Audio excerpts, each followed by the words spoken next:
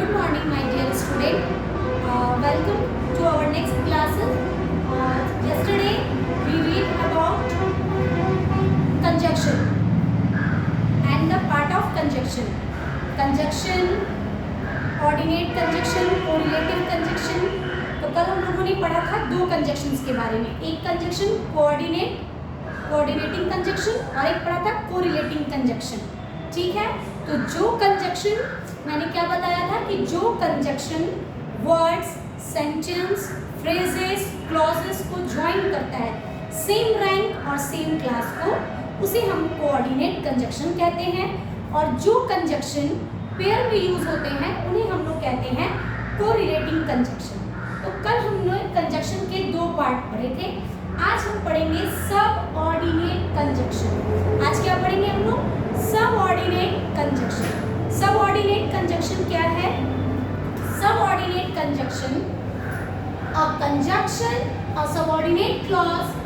A conjunction is a subordinate clause is a word that joins a subordinate clause to a main clause. Subordinate conjunction क्या है? Subordinate conjunction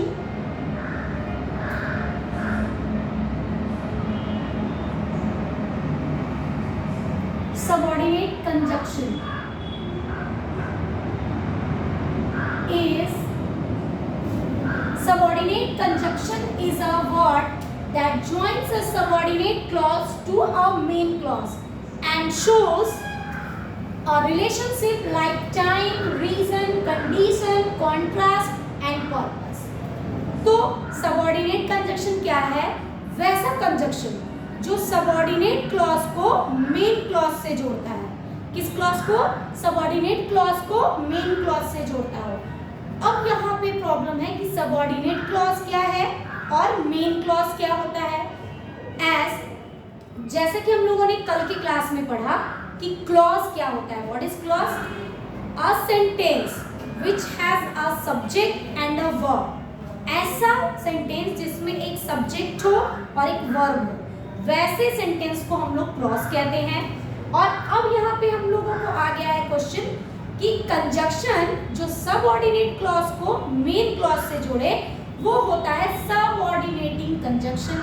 तो अब हमें समझना है कि सबऑर्डिनेट क्लॉज क्या होते हैं और मेन क्लॉज क्या होते हैं. तो सबऑर्डिनेट क्लॉज को हम लोग डिपेंडेंट क्लॉज भी बोलते हैं. सबऑर्डिनेट क्लॉज को हम लोग डिपेंडेंट क्लॉज भी बोलते हैं, जो कि मेन क्लॉज पे डिपेंड रहता है. वो कभी भी वो ग्रुप ऑफ वर्ड तो होता है, उसमें सब्जेक्ट भी हो सकता है, वर्ब भी हो सकता है, बट वो क्या होता है कि कंप्लीट मीनिंग नहीं देता है और उसके सेंटेंस को पूरा करने के लिए हमें मेन वर्ब पे डिपेंड होना पड़ता है. तो जो भी क्लॉज मेन क्लॉज पे डिपेंड हो उन्हें हम सबऑर्डिनेट क्लॉज कहते हैं. जैसे subordinate, now we read about the subordinate clause. A group of words that has a subject and a verb but does not express a complete meaning by itself. It depends on a main clause. ऐसा clause which has a subject and a verb but does not express a complete meaning. वैसा sentence जिसके पास verb भी है, subject भी है, लेकिन वो complete meaning express नहीं करता है. कंप्लीट मीनिंग एक्सप्रेस करने के लिए वो किस पे डिपेंड रहेगा? मेन क्लॉज पे. किस पे डिपेंड रहेगा? मेन क्लॉज पे. तो मेन क्लॉज क्या होता है? तभी हमने सबऑर्डिनेट क्लॉज पढ़ा, उसके बाद हम लोग पढ़ेंगे मेन क्लॉज. ठीक है, सबऑर्डिनेट क्लॉज के बारे में तुम लोग पढ़ लिए कि जो क्लॉज मेन क्लॉज पे डिपेंड होता है वही सबऑर्डिनेट क्लॉज होता है. और क्लॉज क्या है? ग्रुप ऑफ वर्ड है जिसमें सब्जेक्ट हो और एक वर्ब हो. तो वैसे सेंटेंस को हम लोग क्लॉज बोलते हैं. ठीक है, अब आया हमारा कि ये मेन क्लॉज क्या है भाई, जिसमें सबऑर्डिनेट क्लॉज हमारा डिपेंड है. तो main clause, a group of words that has a subject and a verb and gives complete meaning by itself is a main clause. यानी कि ऐसा ग्रुप ऑफ वर्ड जिसमें वर्ब भी है, सब्जेक्ट भी है और खुद में वो कंप्लीट मीनिंग दे रहा है, वैसे सेंटेंस को हम लोग मेन क्लॉज कहते हैं. वैसे सेंटेंस को हम लोग क्या कहते हैं? वर्ब भी है और एक कंप्लीट मीनिंग दे रहा है। जैसे एग्जाम्पल ले लेते हैं, आई नो, मैं जानती हूँ, यू प्ले, तुम खेलते हो। ये एक कंप्लीट मीनिंग है, तुम खेलते हो, मैं जानती हूँ। तो आई नो यू प्ले, इसमें सब्जेक्ट भी है और वर्ब भी है और एक मीनिंग भी दे रहा है, कंप्लीट मीनिंग एक्सप्रेस कर रहा है। तो ये हो गया हमारा मेन क्लॉज। और जो हमारा सबऑर्डिनेट क्लॉज था उसमें सब्जेक्ट भी है, वर्ब भी है, बट वो कुछ एक्सप्रेस नहीं कर रहा है। जैसे इट हैज, दे आर। अब ये क्या हो गया, इनकम्प्लीट हो गया। दे आर, वे हैं, वे क्या है। इट हैज, उसके पास क्या है, इससे तो पता नहीं चल रहा है, लेकिन इसके पास अपना सब्जेक्ट भी है, वर्ब भी है, लेकिन मीनिंग एक्सप्रेस ना करे, वो हो जाएगा हमारा सबऑर्डिनेट क्लॉज। अगर आपको सबऑर्डिनेट क्लॉज बोलने में दिक्कत होती है तो आप इसको डिपेंडेंट क्लॉज भी बोल सकते हैं, यानी कि ये डिपेंड है किस पे, मेन क्लॉज पे।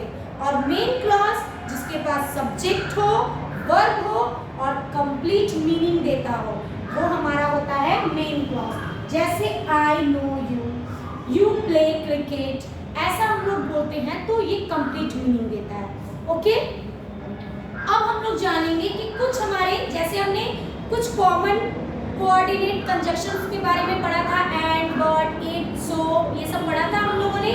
उसी तरह कुछ कॉमन सबऑर्डिनेट क्लॉज भी होते हैं, जैसे after, before, when, while, because, since, if, unless, though, so that, as, till, until. ये सारे कुछ कॉमन हमारे सबऑर्डिनेट क्लॉजेस हैं। ये हमारे कुछ कॉमन क्या हैं, सबऑर्डिनेट क्लॉज हैं। तो बच्चों, आप लोग को शुरू से फर्स्ट सेकंड वाले ऑप्शन से देखना है सबऑर्डिनेट कंजक्शन। अभी हम लोगों ने पढ़ा subordinate conjunction. A subordinate conjunction is a word that joins a subordinate clause to a main clause. अब आप लोगों ने subordinate clause और main clause को जान चुके हो। You know very well about subordinate clause and main clause. Subordinate clause और main clause clear हो चुका होगा कि वैसा clause जिसके पास सब्जेक्ट है, वर्ब है, लेकिन वो कुछ भी कंप्लीट मीनिंग एक्सप्रेस नहीं कर रहा है, वो हमारा होता है सबऑर्डिनेट क्लॉज। यानी कि उसको हम लोग डिपेंडेंट क्लॉज भी बोल सकते हैं। और मेन क्लॉज जिसके पास सब्जेक्ट है, वर्ब है और कंप्लीट मीनिंग देता हो, वो हमारा कहलाता है मेन क्लॉज। तो अभी हम लोग इसको थोड़े डिटेल में पढ़ते हैं। A subordinate conjunction is a word that joins a subordinate clause to a main clause and shows a relationship like time, reason, condition, contrast and purpose। यानी कि ये सेंटेंस में किस चीज का रिलेशन बताता है, टाइम का, रीजन का, कंडीशन का, कॉन्ट्रास्ट का एंड पर्पस का। When you see in your allied grammar book there are lots of terms as given already। जब आप लोग अपने एलाइड ग्रामर बुक के कंजक्शन चैप्टर में जाते हो तो वहाँ पे बहुत सारे कंजक्शंस के टर्म्स दिए हुए हैं, जैसे टाइम का अलग दिया हुआ है, पर्पस अलग दिया हुआ है, कंडीशंस अलग दिया हुआ है, पूरे अच्छे से क्लियर डिटेल में एक्सप्लेन किया हुआ है। So you have to read your conjunctions properly from your allied grammar book. अपने एलाइड ग्रामर बुक से अच्छे से पढ़ोगे और समझोगे कि कब कौन सा कंडीशन यूज होता है, क्योंकि हमें पता है कि सबऑर्डिनेट क्लॉज जो है वो टाइम, रीजन, कंडीशन, कॉन्ट्रास्ट और पर्पस को बताएगा। ठीक है, तो आज हम लोगों ने जो अभी पढ़ा है उसको एक बार थ्रोली क्लियर करेंगे। थ्रोली क्या करेंगे, क्लियर करेंगे और एक बार हम लोग स्टार्टिंग टू एंड फिर से पढ़ेंगे। पहला सबऑर्डिनेट कंजक्शन जो अभी हम लोगों ने पढ़ा। A subordinate conjunction is a word that joins a subordinate clause to main clause। ऐसा वर्ड जो subordinate clause को main clause से जोड़ता है, वैसे सेंटेंस को हम लोग subordinate conjunction कहते हैं। और उसके बाद subordinate clause और main clause, इसके बारे में इसका डिफरेंस तुम लोगों ने पढ़ा कि subordinate clause जिसको हम लोग dependent clause बोलेंगे वो हमेशा मेन क्लॉज पे डिपेंड होगा, और मेन क्लॉज जिसका एक सब्जेक्ट एक वर्ब होगा और वो कंप्लीट मीनिंग एक्सप्रेस करेगा, तो इसे हम लोग मेन क्लॉज। और इंडिपेंडेंट क्लॉज यानी स्वतंत्र क्लॉज, इसको इसके ऊपर डिपेंड रहने की जरूरत नहीं है, ये खुद में ही एक कंप्लीट मीनिंग दे देता है। तो मेन क्लॉज और सबऑर्डिनेट क्लॉज के बारे में तुम लोग जाने, तो जो हमारा सबऑर्डिनेटिंग कंजक्शन है उसका काम ही है मेन क्लॉज, सबऑर्डिनेट क्लॉज को मेन क्लॉज से जोड़ देना। तो जो जोड़ने का काम करता है वही है हमारा सबऑर्डिनेट क्लॉज। जैसे एक एग्जांपल हम लोग ले सकते हैं, when I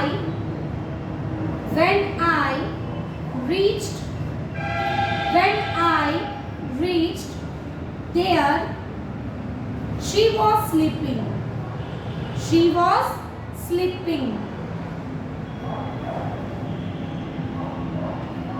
When I reached there, जब मैं वहां पहुंची वह सो रही थी। तो यहाँ पे क्या है, यहाँ पे I reached there, when I reached there, ये क्या है हमारा, ये हमारा हो गया सबऑर्डिनेट क्लॉज है, ये हमारा सबऑर्डिनेट क्लॉज है, इसको डिपेंडेंट क्लॉज भी बोलते हैं, dependent clause. She was sleeping, ये हमारा डिपेंडेंट क्लॉज है, ये हमारा इंडिपेंडेंट क्लॉज है, ये हमारा मेन क्लॉज है, मेन क्लॉज है। अब I reach there, she was sleeping अगर बोलूंगी तो ये इनकम्प्लीट लगेगा, इसीलिए यहाँ पे व्हेन जो है, when I reach there she was sleeping, जब मैं वहां पहुंची वह सो रही थी। तो यहाँ पे व्हेन ने क्या किया है, ये हमारे सबऑर्डिनेट क्लॉज को मेन क्लॉज से जोड़ने का काम किसने किया है, व्हेन ने। तो व्हेन हमारा क्या होगा, सबऑर्डिनेट कंजक्शन होगा, क्या होगा, सबऑर्डिनेट कंजक्शन।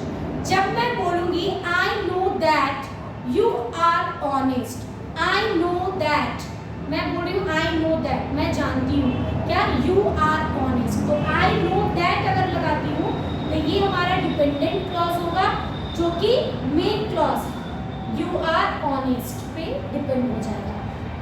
समझ गए यहाँ पे सबऑर्डिनेट कंजक्शन के बारे में, और सबऑर्डिनेट क्लॉज भी समझे, मेन क्लॉज भी समझे।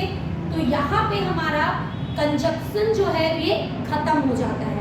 अब कंजक्शंस के अलग अलग टर्म्स मैंने बताए हुए हैं कि आपके बुक्स में डिटेल से दिया हुआ है, आपको उसको अच्छे से रीड करना है कि टाइम कौन सा कंजक्शन एक्सप्रेस करता है, पर्पस कौन सा कंजक्शन एक्सप्रेस करता है, और तुम्हारा टर्म्स एक्सप्रेशंस अलग है, फिर उसके बाद तुम्हारे कंडीशंस हैं, कॉन्ट्रास्ट है, पर्पस है, रीजन है, ये सारे अच्छे से बुक में दिए हुए हैं।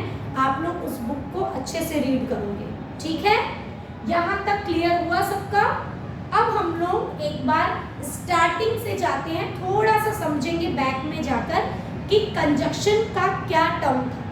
जब हमने कंजक्शन स्टार्ट किया, आप लोग ये नोट डाउन जरूर करोगे, okay. So please you note down this और take a screenshot of the board. आप लोग बोर्ड का स्क्रीनशॉट भी ले सकते हो, बाद में जाकर अपना लिख लेना, but you have to written it must, इसको मस्ट राइट करना है ना आप लोग, जरूर आपकी नोटबुक में ये होना चाहिए। जब आप स्कूल आओगे तो I will must check your answer, okay. तो you have to note down it, आपको इसको नोट डाउन करना है। So take a screenshot everyone and read well, अच्छे से पढ़ना है कंजक्शन को। कंजक्शन बहुत बड़ा नहीं है, लेकिन समझना है कंजक्शन को कि व्हाट इज कंजक्शन। जैसा कि हमने कल स्टार्टिंग से पढ़ा कि जोड़ने वाले शब्द को कंजक्शन कहते हैं। कंजक्शन जोड़ने वाले शब्द को कहते हैं। अलग अलग टाइप के हमने कंजक्शंस को पढ़ा। कोऑर्डिनेट कंजक्शन, वैसा कंजक्शन जो वर्ड्स, फ्रेज, सेंटेंस, क्लॉजेस को जोड़ते हैं जो सेम रैंक के हो, जो सामान्य श्रेणी के शब्द होते हैं उनको आपस में जोड़ते हैं। उसके बाद हम लोगों ने पढ़ा कोरिलेटिंग कंजक्शन। कोरिलेटिंग कंजक्शन जो पेयर में यूज हो वो कोरिलेटिंग कंजक्शन। आज हमने पढ़ा सबऑर्डिनेट कंजक्शन, वैसा कंजक्शन जो डिपेंडेंट क्लॉज को इंडिपेंडेंट क्लॉज से जोड़ता है। आप सबऑर्डिनेट क्लॉज भूल जाओ, मेन क्लॉज भूल जाओ, आप सिर्फ इतना याद रखो कि डिपेंडेंट क्लॉज को इंडिपेंडेंट क्लॉज से जो जोड़े वही है हमारा सबऑर्डिनेट क्लॉज। यानी कि डिपेंड मतलब क्या होना, किसी पे निर्भर होना, इंडिपेंडेंट स्वतंत्र रहना। तो जो भी डिपेंडेंट क्लॉज को इंडिपेंडेंट क्लॉज से जोड़े उस जोड़ने वाले शब्द को सबऑर्डिनेटिंग क्लॉज कहते हैं। और जो हमारे वर्ड, फ्रेज, सेंटेंस जो सेम कैटेगरी के होते हैं उनको जोड़े उन्हें हम कोऑर्डिनेट कंजक्शन कहते हैं। जो कंजक्शन पेयर में यूज हो उन्हें कोरिलेटिव कंजक्शन कहते हैं। और सबऑर्डिनेट कंजक्शंस के अलग अलग टर्म हैं। सबऑर्डिनेट कंजक्शन टाइम को शो करता है, रीजन को शो करता है, कंडीशन को करता है, कॉन्ट्रास्ट को करता है और पर्पस को करता है। ये सब चीज आपके बुक में, एलाइट ग्रामर बुक में डिटेल में दिया हुआ है। So you write from there, तुमको वहाँ पे रीड कर लेना है, वहाँ से आप लोग रीड करोगे और इसको समझोगे। ओके, कल हमने जो एक्सरसाइज दिया था ना, yesterday I given a homework ना, exercise 2, I have given exercise 2 from your chapter conjunction। Conjunction के चैप्टर से मैंने एक्सरसाइज 2 दिया था। एक्सरसाइज 2 का ए दिया था मैंने। I think everyone done it, तुम सब लोगों ने किया होगा इसे। पहला क्वेश्चन जो है इसमें underline the conjunction in these sentences. आपको इस क्वेश्चन में से अंडरलाइन करना है किसको? सिर्फ कंजक्शन को। आपको ये नहीं करना है कि ये किस कंजक्शन को रिफर कर रहे हैं, यानी आपको यहाँ पे कोई कंजक्शन की टाइप नहीं बताना है, सिर्फ कंजक्शन रिकॉर्ड करना था। इसीलिए मैंने यही एक्सरसाइज दिया था। First one, he parked the car and went inside the house। यहाँ पे एंड है तो एंड को आपने किया होगा। आई होप सो कि फर्स्ट का आंसर एंड होगा। यू शुड हरी और you will get caught in the rain. तुम्हें जल्दी करना होगा और you will get caught in the rain. और यहाँ पे कंजक्शन होगा। Next, although she had the flu she appear for the test. Although यहाँ पे कंजक्शन है हमारा। Geeta is looking for a book but she can not find it. But यहाँ पे कंजक्शन है। I had not met his sister until last evening. Until यहाँ पे conjunction है। So underline until. Take a scarf so that you may use it if it gets cold। तो so that is conjunction here। Do let me know if you need any help। If is a conjunction, so underline if। 8 number, we hope that our school team wins the match। I hope that मैं आशा करता हूँ कि, तो that यहाँ पे conjunction होगा। Don't go out in the dark unless you have a torch। Unless is a conjunction here, so underline unless। I like going to the park because my friends play there। I like going to the park because is conjunction here, so underline because को underline किए। Okay, now come in exercise 1 page number 91। Come in page number exercise 1 page 91। page 91 is very easy, so you have to done it by itself। exercise 1 आप लोग बनाओगे page 91। do exercise 1। Homework में आप लोग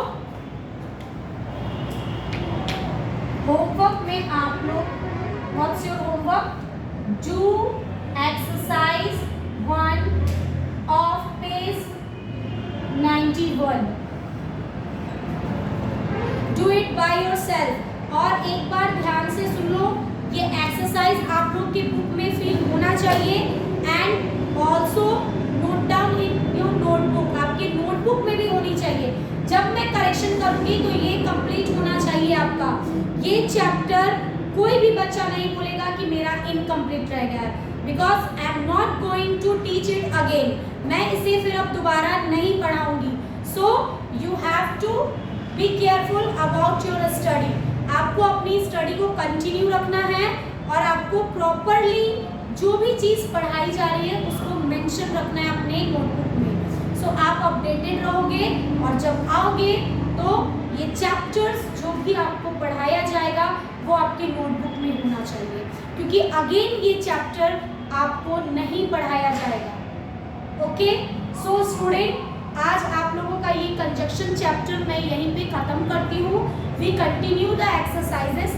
कल हम लोग इसके और एक्सरसाइजेस बनाएंगे और आप जब एक्सरसाइज बनाएंगे तो मैं लास्ट में एक बार आंसर को मैच करवा दूंगी, ताकि आपका अगर आंसर इनकरेक्ट होगा तो आप उसको करेक्टली कर लोगे।